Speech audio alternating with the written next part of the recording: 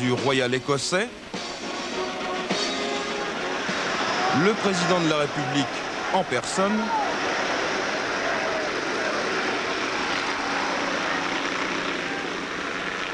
la foule en délire qui se passionne pour l'événement et dont on craint les débordements enthousiastes,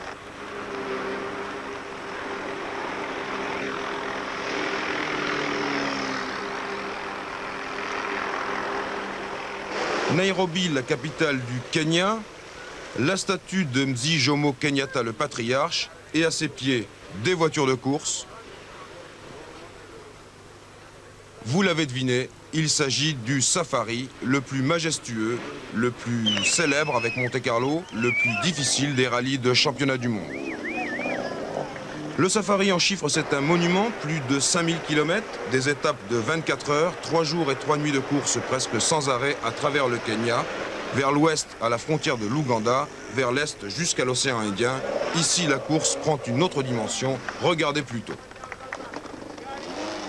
Le safari, c'est une piste infernale dans une marée de poussière, des lignes droites qui n'en finissent plus, des trous et des bosses qui vous cassent en deux. Ici, les meilleurs pilotes, les voitures les plus puissantes peuvent atteindre 170 km/h, pas moins. Les autres prennent le parti de la lenteur, de la prudence et de la sûreté. Pas de doute, ils seront au bout, mais à plusieurs heures des vainqueurs.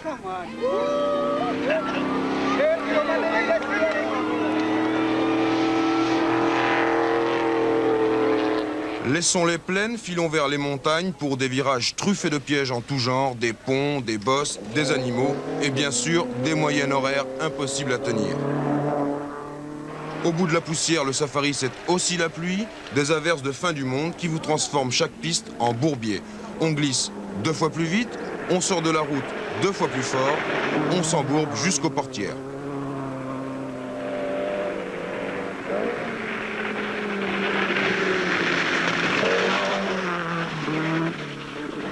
On a intérêt à choisir les bons pneus pour la voiture, comme pour le coéquipier, qui doit de temps en temps pousser ou pointer, c'est selon.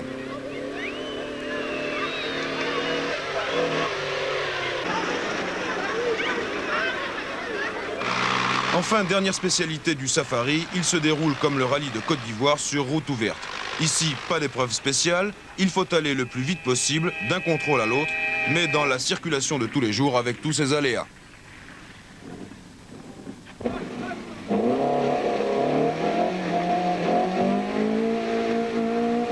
Pour cette édition 1981, le safari avait reçu plusieurs candidatures officielles. Celle des Opel Ascona 400, il y en avait 2, une pour Anders Kuland et une pour Jocky Klent. Celle des coupés Peugeot 504 V6, il y en avait 4, Ambrosino, Mäkinen, Lefebvre et Fréquelin. Le pilote Talbot débutait sur ce terrain bien particulier. Une Fiat 131 Abarth semi-privée, celle de Colling, un Kenyan qui se situe dans la bonne moyenne.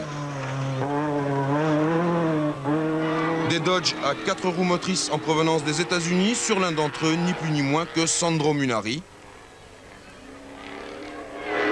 Et enfin, une armada de voitures japonaises, parmi lesquelles l'écurie Datsun, emmenée par Shekhar Mehta déjà 3 fois vainqueur au safari et l'an dernier notamment, par Renault Altonen et Mike Kirkland. 3 Datsun violettes donc, épaulées par 2 autres voitures d'usine, une Silvia pour Timo Salonen et une Bluebird pour John Ellier. Le déroulement de la course sera parfaitement limpide, c'est tout d'abord Kuland qui s'empare de la première place, mais manifestement il ne connaît pas le piège, il va beaucoup trop vite. Derrière lui, une demi-douzaine de voitures regroupées en quelques minutes, elles mènent une poursuite raisonnable. Il y a là les Datsun de Mehta et de Salonen, les Peugeot de Mäkinen, Lefebvre et Fréquelin, un peu plus loin la Datsun d'Altonen. À l'issue de la première étape, Kulang est toujours en tête, mais la deuxième étape sonne le glas de ses espérances. Il recule au classement et laisse entre elles les Peugeot et les Datsun, autrement dit les Gazelles et les Lions.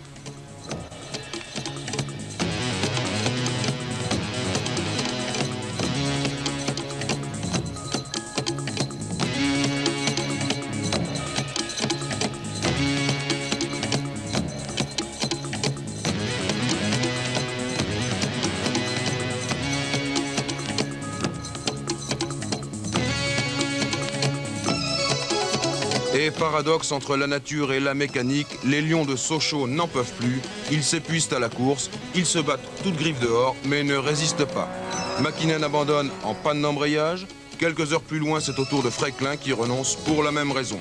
Quant à Lefebvre, il est retardé par des casses successives de biellettes de direction.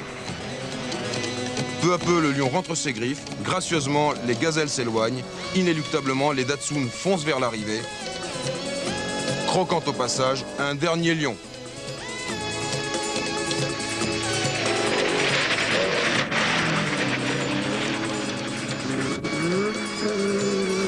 La course n'en est pas finie pour autant, elle se situe maintenant à l'intérieur même du clan Datsun, entre Shekhar Mehta, premier, et Renaud Altonen, deuxième. Altonen dépasse Mehta, mais le secteur est annulé et le Finlandais rétrograde en deuxième position.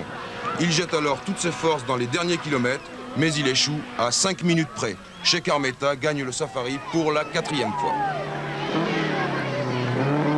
Le bilan de ce safari, il est lourd pour les concurrents de Datsun. Une Opel seulement est à l'arrivée, mais dans quel état? Klein finit à la 5e place, à plus de 4 heures du vainqueur.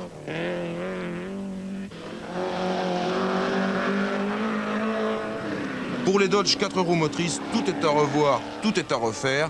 420 chevaux, c'est bien. 2300 kg, c'est trop. Le premier 4x4 est 10e à plus de 8 heures de Mehta. Peu de moyens pour la Fiat 131 Abarth, qui en nécessite beaucoup, hélas, pas de résultat par conséquent.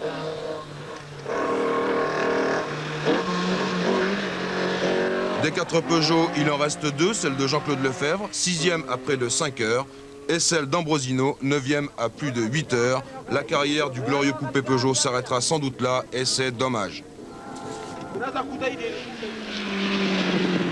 En comparaison des autres, le score effectué par Datsun est somptueux. Le constructeur japonais place 6 voitures dans les 10 premières et accumule les 4 premières places. Voilà pour le résultat d'ensemble. Il y a dans l'ordre Mehta, Altonen et Kirkland, c'est-à-dire 3 Datsun violettes. Voilà pour le résultat en groupe 4. Derrière, il y a Timo Salonen et la Datsun Sylvia sur ces images. La Datsun qui disputait sa première grande course internationale. Voilà pour le résultat en groupe 2.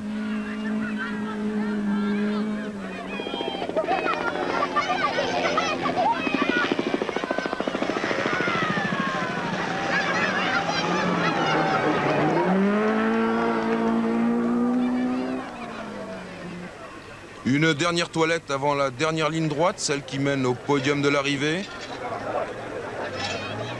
Il faut une escorte pour Shekhar Mehta, aujourd'hui un peu plus populaire encore dans son pays.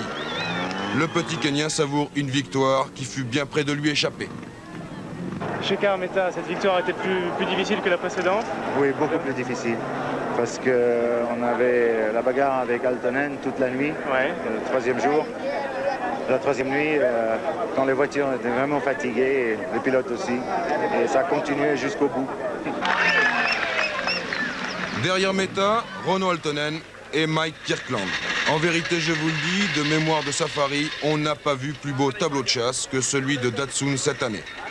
Quant à Shekhar Mehta, il vient de battre un record qu'on n'est pas prêt d'approcher.